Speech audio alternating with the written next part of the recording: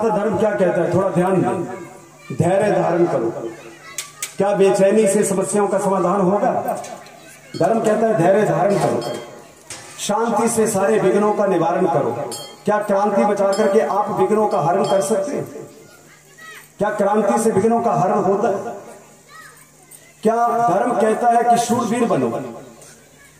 क्या दुर्बल बन करके तुम जिंदगी की लड़ाइयों को लड़ सकते हो? क्या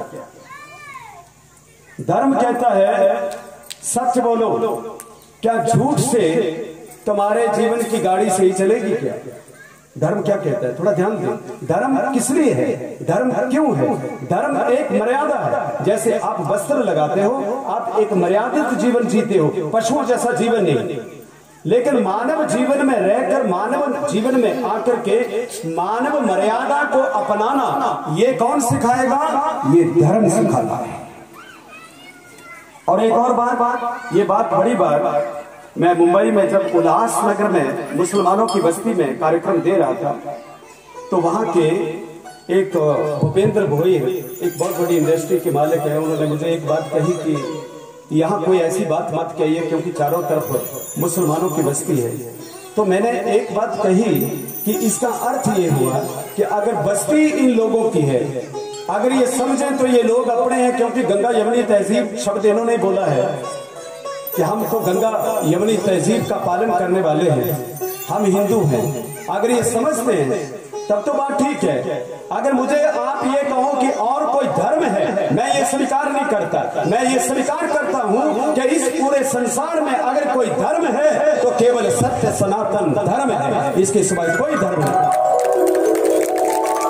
और एक और बात मैं आपको बता दूं कि जो आपके सनातन धर्म में नहीं है, आप पूरी दुनिया में चले जाओ, जितनी भी खोजबीन कर लो, जो तुम्हारा वेदों के बीच लिखा गया वही पूरे संसार में तुमको मिलेगा। और जो वेदों में नहीं है, पूरी दुनिया ढूंढ के देख लो, तुम्हें कहीं नहीं मिलेगा, क्योंकि सब कुछ वेदों के बीच लिखा गया। इसलिए वेदों की जूठन सब लोग लेने वाले, वेदों की जूठन का सेवन करने वाले सब लोग हैं। मैं क्यों ये बात कहता हूँ? मैं अब किसी मंत्री का नाम नहीं लूंगा, वो जम्मू के पहले मुख्यमंत्री रहे, फिर सेंटर के मिनिस्टर रहे।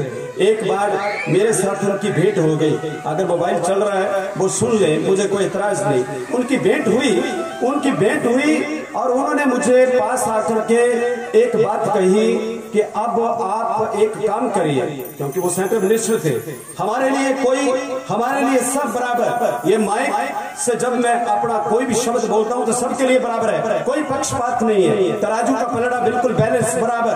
हमारा ज्ञान, हमारा संदेश, हमारी आवाज, हमारा आदेश, ये भागवत वाक्य जो भी कथन है, सबके लिए, सबकी पत्तल में, सबके हृदय में बराबर पड़े, ऐसी हम आशा करते हैं। कोई पक्षपात नहीं है, किसी से कोई विरोध नहीं है, किसी से कोई लड़ाई भी नहीं है। लेकिन सवाल केवल इस बात का है कि उन्होंने ये कहा कि आप ओम और आमीन को जोड़ दें, एक किताब लिखें। आप एक लेखक हैं, क्योंकि जैसे आप एक भजन सुन रहे हैं तो ये छठा भजन है यहाँ की सरकार का, 5वां या छठा भजन है। तो ऐसे 10 मिनट बैठते हैं, भजन लिखा जाता है, ऐसे हजारों भजन लिखे गए।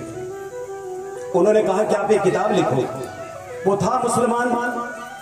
ओम और आमीन, इन दो शब्दों को आप जोड़ दो और इनकी तुलना बराबर करो, इनका मूल्यांकन बराबर करो कि ओम भी जैसा है, आमीन भी वैसा ही है। ऐसा आप कर दो तो वो पुस्तक का प्रकाशन मैं स्वयं करूंगा। वो जम्मू का मुख्यमंत्री, सेंटर का मंत्री, कैबिनेट मंत्री। मैंने कहा जी, पास और काफी लोग खड़े थे, अब मैं नाम चर्चा नहीं लूंगा, पास खड़े थे। मैंने बोला जी बात यह है, मैं आपको केवल एक ही बात कहना चाहता हूं। आप ये बताइए कि